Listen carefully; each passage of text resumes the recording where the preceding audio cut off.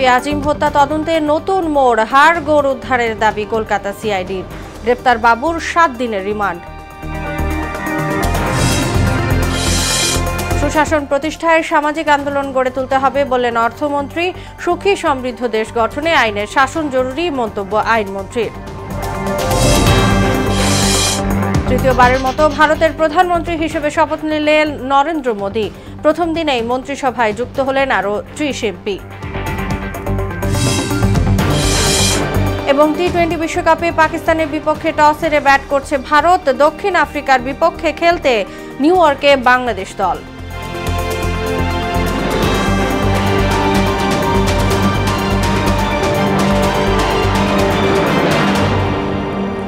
আসসালামু আলাইকুম, সবাইকে মোহনা সংবাদে স্বাগত। শুনছিলেন শিরোনাম, সঙ্গে আছি তাসনুবা বিনতে তাহের। ভারতের প্রধানমন্ত্রী নরেন্দ্র মোদীর শপথ সহ বিভিন্ন অনুষ্ঠানে যোগদান শেষে দেশে ফিরেছেন প্রধানমন্ত্রী শেখ হাসিনা। 3 দিনের সফরের শেষ দিনে শ্রীলঙ্কার রাষ্ট্রপতি, ভারতের ক্যাবিনেট মন্ত্রী এস জয়শঙ্কর এবং গান্ধী পরিবারের সঙ্গে সাক্ষাৎ করেন তিনি। পরে পররাষ্ট্রমন্ত্রী হাসান মাহমুদ জানান, রনিল বিক্রমাসিংহের সঙ্গে বৈঠকে বাংলাদেশের পর্যটন খাতের উন্নয়নে শ্রীলঙ্কার সহায়তা চেয়েছেন শেখ হাসিনা। ইশতিয়াক হোসেনের ডেস্ক রিপোর্ট। নয়াদিল্লিতে ভারতের প্রধানমন্ত্রী নরেন্দ্র মোদী তৃতীয় মেয়াদের শপথ গ্রহণ ও বিভিন্ন অনুষ্ঠানে যোগদান শেষে দেশে ফিরেছেন প্রধানমন্ত্রী শেখ হাসিনা। সোমবার সন্ধ্যা 7:15টার দিকে তিনি হজরত শাহজালাল বিমানবন্দরে অবতরণ করেন। 3 দিনের ভারত সফরের শেষ দিন সোমবার দিল্লির আইটিসি মৌর্য হোটেলে শ্রীলঙ্কার প্রেসিডেন্ট রনিল বিক্রমাসিংহের সঙ্গে বৈঠক করেন প্রধানমন্ত্রী শেখ হাসিনা। এতে দুই নেতা কৃষি ও পর্যটন খাতে পারস্পরিক অভিজ্ঞতা বিনিময় নিয়ে আলোচনা করেন। পরে বৈঠকের বিস্তারিত জানান পররাষ্ট্রমন্ত্রী হাসান মাহমুদ। কৃষি এবং ট্যুরিজম ক্ষেত্রে সহযোগিতা, কিভাবে বাংলাদেশে ট্যুরিজমের ক্ষেত্রে শ্রীলঙ্কার ইনভেস্টমেন্ট আসতে পারে সে নিয়ে আলোচনা হয়েছে, কারণ শ্রীলঙ্কা ট্যুরিজমের ক্ষেত্রে আমাদের চেয়ে অনেক এগিয়ে। পরে ভারতের ক্যাবিনেট মন্ত্রী এস জয়শঙ্করের সঙ্গে বৈঠক করেন শেখ হাসিনা। বাংলাদেশ ভারত সম্পর্ক কিভাবে আরো এগিয়ে নিয়ে যায় সে বিষয়ে বৈঠকে আলোচনা হয়েছে। আমাদের সম্পর্ক নতুন উচ্চতায় উন্নীত হয়েছে। ভবিষ্যতে আমাদের এই সম্পর্ককে আরো বিস্তৃত এবং গভীরতর করার ক্ষেত্রে আমরা দুই দেশ কাজ করব। এরপর শেখ হাসিনার সঙ্গে সৌজন্য সাক্ষাৎ করেন ভারতীয় কংগ্রেস পার্টির নেতা ও রাজ্যসভা সদস্য সোনিয়া গান্ধী, দলের সাধারণ সম্পাদক প্রিয়াঙ্কা গান্ধী এবং লোকসভার বিরোধী দলীয় নেতা ছেলে রাহুল গান্ধী। ইশতিয়াক হোসেন, ইন্টারন্যাশনাল ডেস্ক, মোহনা সংবাদ। এমপি আনোয়ারুল আজিম হত্যার তদন্ত শেষে অনেকেই গ্রেপ্তার হতে পারেন বলে জানিয়েছেন স্বরাষ্ট্রমন্ত্রী আসাদুজ্জামান খান কামাল। এই হত্যার বিচারের দায়িত্ব ভারতের বলেও মন্তব্য করেন তিনি। দুপুরে সচিবালয়ে সাংবাদিকদের প্রশ্নের জবাবে এসব কথা বলেন মন্ত্রী। সহকর্মীর গুলিতে পুলিশ সদস্য নিহতের ঘটনায় উদ্বেগ জানিয়ে তিনি বলেন, এতে বাহিনীর কোনো গাফিলতি আছে কি না তা খতিয়ে দেখা হচ্ছে। আমরা তো এখনো বলছি আমরা সত্যের কাছাকাছি এসে গিয়েছি। আমরা ডেড বডিটা সুনিশ্চিত হলেই আমরা আপনাদের কাছে অনেক কিছুই প্রকাশ করতে পারবো। যারা এই হত্যাকাণ্ডটা ঘটিয়েছে তাদের নিজ জবানবন্দিতে আমরা যা শুনেছি, আমাদের তদন্ত কর্মকর্তাদের কাছে যা তারা বলেছে, তারা তারা অনেক খণ্ড বিখণ্ড করেছে। ডিএনএর আগে আমরা কিছু বলতে পারছি না। উপজেলা নির্বাচনে ভোটার উপস্থিতি কম হওয়ায় প্রার্থীদের দায়ী করলেন সিইসি কাজী হাবিবুল আওয়াল। তবে বর্তমান কমিশনের সময়ে কারচুপি ও সহিংসতা অনেক কমে এসেছে বলে জানান তিনি।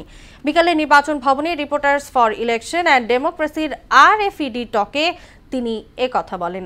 বৈরিতা কমিয়ে মৌলিক প্রশ্নে একমত হতে রাজনৈতিক দলগুলোর প্রতি আহ্বানও জানান সিইসি। এমআর আসাদের রিপোর্ট।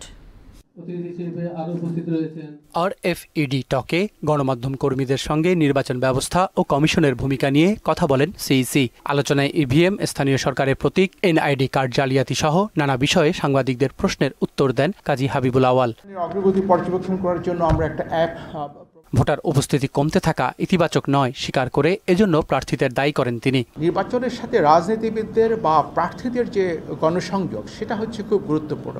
কখনই নির্বাচন কমিশনের উপর এককভাবে এই বিষয়টা নির্ভর করবে না। আমি হয়তো বলবো যে নির্বাচনের সাথে রাজনীতির যে সম্পর্ক, রাজনৈতিক পরিবেশটা যদি ইতিবাচক হয়, অনুকূল হয়ে ওঠে, তাহলে নির্বাচনে মানুষের আগ্রহ আরও বাড়তে পারে। রাজনৈতিক দলগুলোকে বৈরিতা ভুলে নির্বাচন ব্যবস্থা প্রশ্নে একমত হওয়ার আহ্বান জানান সিইসি। তো প্রতিদ্বন্দ্বিতায় যে অংশগ্রহণ, সেটাকে আমরা পলিটিক্যাল বলি, পলিটিক্যাল অংশগ্রহণটা সেদিক থেকে নিঃসন্দেহে ঘাটতি ছিল।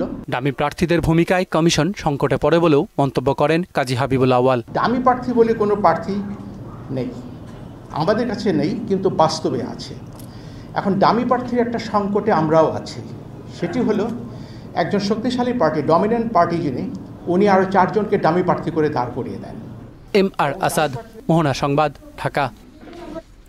প্রস্তাবিত বাজেটকে বেনজির বান্ধব উল্লেখ করে 15% কর দিয়ে কালো টাকা সাদা করার সুযোগ রাখাকে অযৌক্তিক বললে নাগরিক প্ল্যাটফর্মের আহ্বায়ক দেবপ্রিয় ভট্টাচার্য।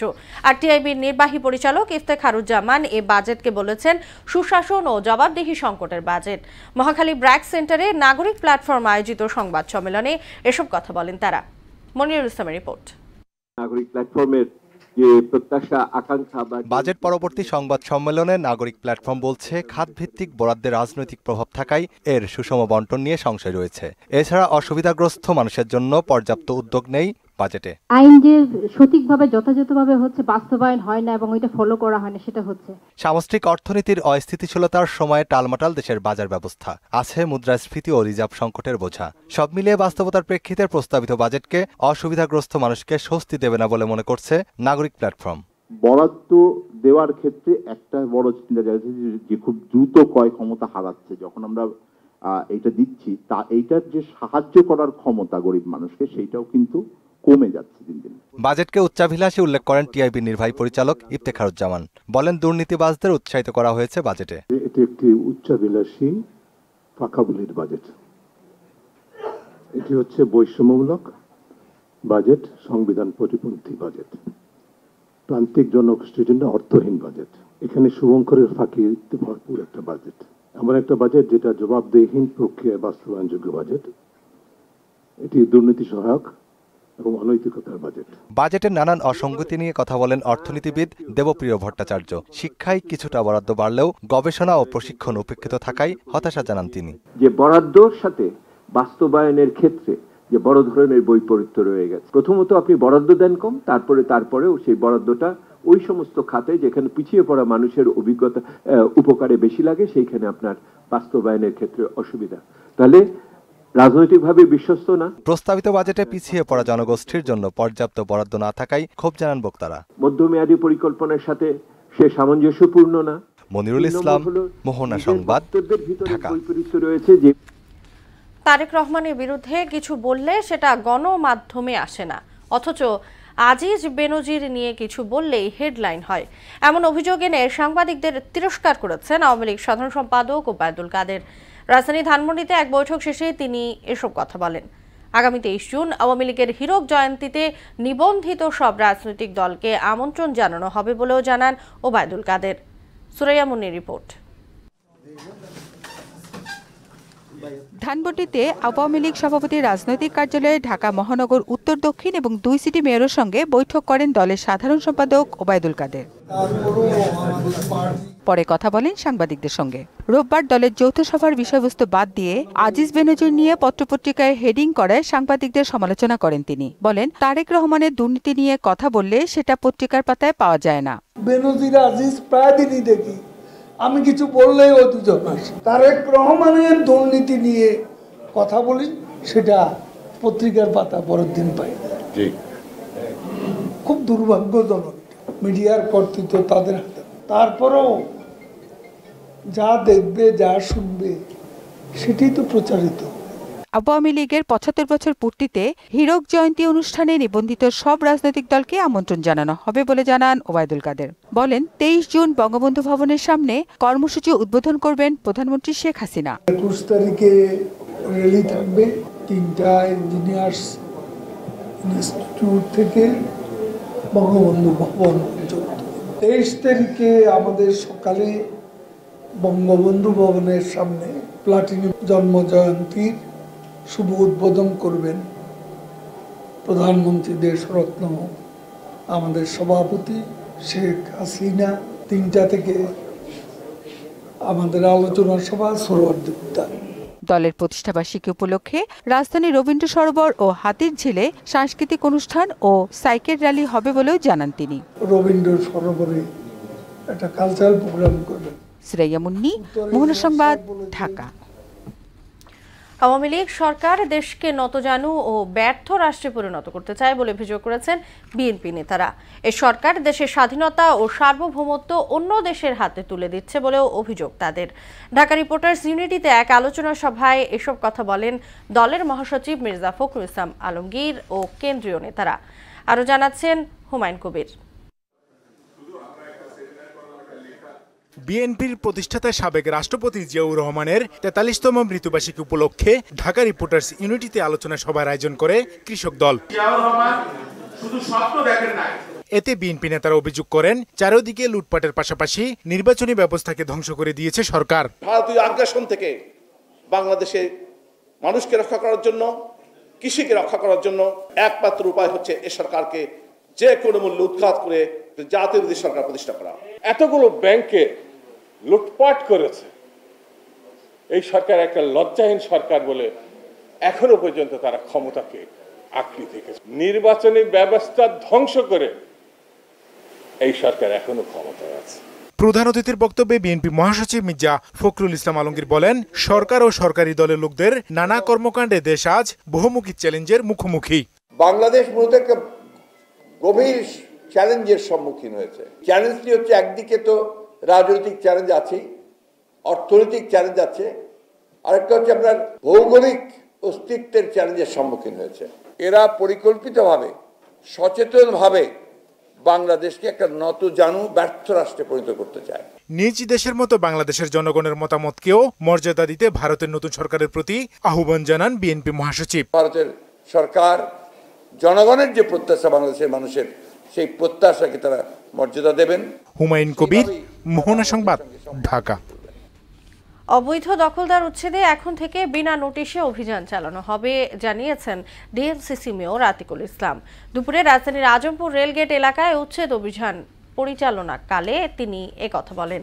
নগরবাসীর সহযোগিতা ছাড়া নাগরিক সমস্যার সমাধান সম্ভব নয় বলেও মন্তব্য করেন তিনি। এমদাদুল হক খানের রিপোর্ট। রাজধানীর আজমপুর এলাকায় অবৈধ উচ্ছেদ অভিযান চালায় ঢাকা উত্তর সিটি কর্পোরেশন। এ সময় স্থানীয় বাড়িওয়ালা অভিযোগ করেন, কোনো প্রকার নোটিশ না দিয়েই বাড়িঘর ভাঙচুর করা হচ্ছে। দাগ দিয়ে গেছে, দাগ মতো ভাঙছি, আজকে আবার সকালে দাগ দিছে, এটা ভাঙবার সময় পাইনি আমরা। ঘটনাস্থলে উপস্থিত স্থানীয় সংসদ সদস্য বলেন, আগামী প্রজন্মকে সুন্দর একটি শহর উপহার দিতে অবৈধ স্থাপনা উচ্ছেদ করে রাস্তা প্রশস্ত করা হবে।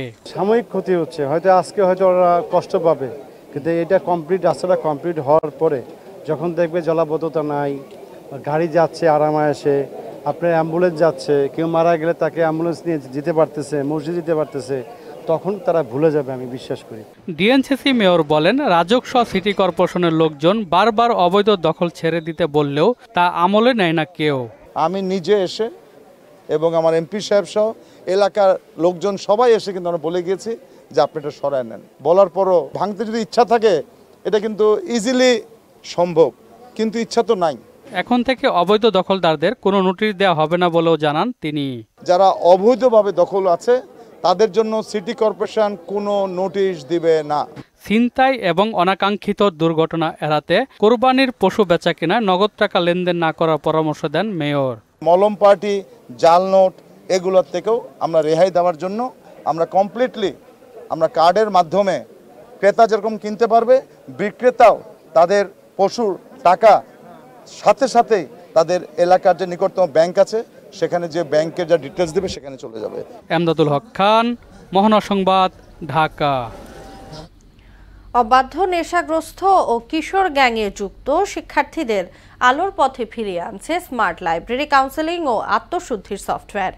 দেশের আলেমদেরকে এতে সম্পৃক্ত করে সমাজ পরিবর্তনের স্বপ্ন দেখছেন তরুণ উদ্যোক্তা মুফতি মোহাম্মদ আরিফুল ইসলাম। এ কাজে সরকারি বেসরকারি সহ সকলের সহযোগিতা চান তিনি। রেজা খানের রিপোর্ট। ভবিষ্যৎ প্রজন্ম ধীরে ধীরে উচ্ছৃঙ্খল, মাদকাসক্ত ও কিশোর গ্যাং কালচারের সঙ্গে যুক্ত হচ্ছে। এতে সমাজে তৈরি হচ্ছে অস্থিরতা। আজকাল বলা মানে তো রক্ত গরম বোঝেন এই দলে ওই দলে লাগে গেঞ্জাম যে আমাদের যে মারছে প্রতিদিন ঢিলাঢিলি হইতেছে কুবাকুবি হইতেছে কোনো বিপথগামী তরুণ প্রজন্মকে আলোর পথে ফিরিয়ে আনতে 2021 সালে যাত্রা শুরু করে সহি কুরআন শিক্ষা ফাউন্ডেশন SQSF এর স্মার্ট লাইব্রেরি কাউন্সিলিং ও আত্মশুদ্ধির সফটওয়্যার। প্রশিক্ষণ দিচ্ছি। এর মাধ্যমে পড়াশোনায় অমনোযোগী, অবাধ্য, নেশাগ্রস্ত ও কিশোর গ্যাংয়ের সঙ্গে যুক্ত শিক্ষার্থীরা আত্মশুদ্ধির মাধ্যমে মূল স্রোতে ফিরে আসবে। অনেক মাদক ব্যবহার করে, অনেকে মা বাপের কথা শোনে না, ওই দিনতে মুক্তি পাবে। দেশের 652 থানার প্রতিটিতে কমপক্ষে 100 ইমাম ও খতিবকে স্মার্ট প্রশিক্ষণ দিয়ে 65,200 জনকে এ কাজে নিয়োজিত করার উদ্যোগ নেওয়া হয়েছে। অবাধ্য, নেশাগ্রস্ত, কিশোর গ্যাংয়ের সাথে যারা যুক্ত আছে এই সমস্ত শিক্ষার্থীদেরকে আমরা আলোর পথে ফিরিয়ে আনবো। তো এই প্রশিক্ষণটা কিভাবে করব, আমরা প্রক্রিয়াটা আমরা তাদেরকে শিখাই। দেশের 560টি মডেল মসজিদ ও সাংস্কৃতিক কেন্দ্র, 5000 শেখ রাসেল ডিজিটাল ল্যাব, ইসলামী ফাউন্ডেশনের সকল লাইব্রেরি, মসজিদ, বঙ্গবন্ধু মুক্তিযুদ্ধ কর্নার এবং সকল শিক্ষা প্রতিষ্ঠানে SQSF লাইব্রেরিকে যুক্ত করার দাবি জানান এর উদ্যোক্তা। প্রতি থানায় 100 করে ইমাম, শিক্ষক এবং অভিভাবকদের সমন্বয়ে যৌথভাবে আমরা এই কাজটা বাস্তবায়ন করতে চাই। উদ্যোগটি সফল করতে সরকারি, বেসরকারি সহ অভিভাবক এবং সকল শ্রেণী পেশার মানুষের সহযোগিতা চান মুফতি আরিফুল ইসলাম। সরকারি, বেসরকারি সহায়তায় দায়িত্বশীল। মোহনা সংবাদ, ঢাকা। দেশের অবকাঠামো উন্নয়ন ও নির্মাণ সামগ্রী খাতে নতুন দ্বার উন্মোচন করল মেঘনা গ্রুপ অব ইন্ডাস্ট্রিজের অঙ্গ প্রতিষ্ঠান ইউনিক সিমেন্ট ইন্ডাস্ট্রিজ লিমিটেড। প্রতিষ্ঠানটি প্রথমবারের মতো বাজারে নিয়ে এসেছে ঢালাই স্পেশাল সিমেন্ট। সকালে রাজধানীর উত্তরার একটি হোটেলে ঢালাই স্পেশাল সিমেন্টের ডিলার মেসার্স কাজী স্টিল এজেন্সির উদ্যোগে উদ্বোধনী অনুষ্ঠানের আয়োজন করা হয়। অনুষ্ঠানে উপস্থিত ছিলেন মেঘনা গ্রুপের executive director Khorshed Alam, sales and marketing এর senior GM Nasirul Alam, brand শাখার সিনিয়র GM কাজী মোহাম্মদ মহিউদ্দিন সহ ঊর্ধ্বতন কর্মকর্তা এবং কাজী স্টিল এজেন্সির স্বত্বাধিকারী তোফাজ্জল হোসেন ও কাজী তজরুল ইসলাম। শেষ করব মোহনা সংবাদ, যাবার আগে সুনামগুলো জানিয়ে দিচ্ছি আরো একবার।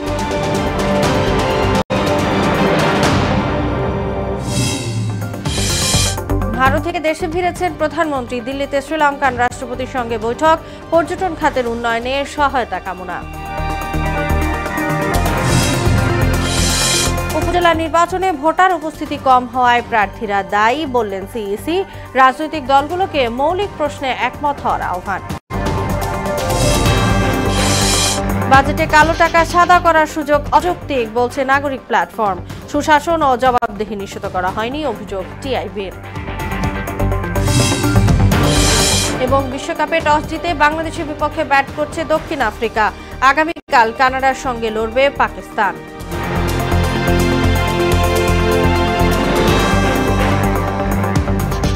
এই ছিল মোহনা সংবাদে। পরবর্তী সংবাদ রাত 12টায়। মোহনার সবশেষ খবর জানতে ভিজিট করুন www.mohona.tv। সংবাদ দেখতে পান ফেসবুক ও ইউটিউবেও। এতক্ষণ সঙ্গে থাকার জন্য সবাইকে ধন্যবাদ।